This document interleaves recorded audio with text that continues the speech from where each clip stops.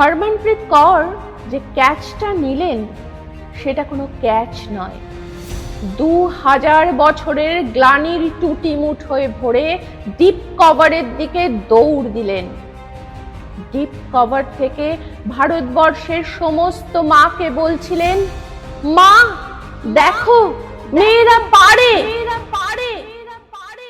মা, তোমাকে একদিন ক্রিকেট মাঠ থেকে তাড়িয়ে দিয়েছিল পাড়ার ছেলেরা, বলেছিল যা উঠোনে বসে পুতুল খেল। মা, আমি আজ সেই উঠোন থেকে উঠে এসেছি আর একটা উঠোনে। মধ্যরাতে ঘরে ঘরে 60 কোটি চোখ তাকিয়ে আছে যে উঠোনের দিকে। সেই নবী মুম্বাইয়ের ভরা স্টেডিয়াম থেকে বলছি, মেয়েরা পারে।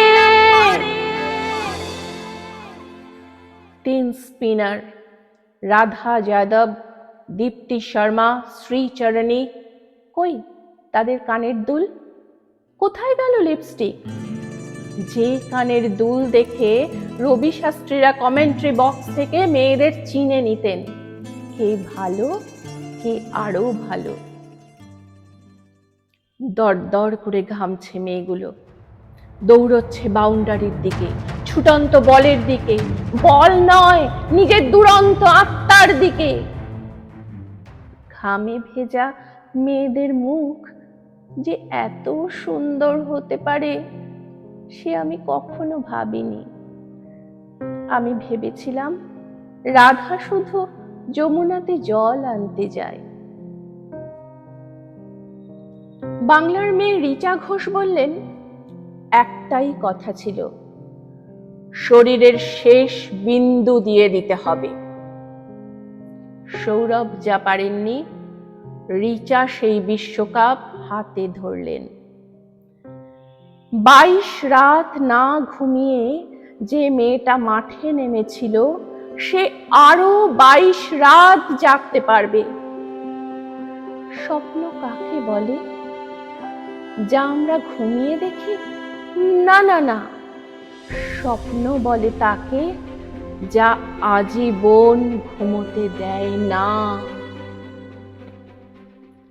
গত 50 বছরে যত ভ্রূণ হত্যা হয়েছে তারা আজ বলছে, আমাদের একটা মাঠ দাও, আমাদের একটা বল দাও, আমাদের একটা ব্যাট দাও, আমাদের মেরে ফেলো না, আমরা পারি।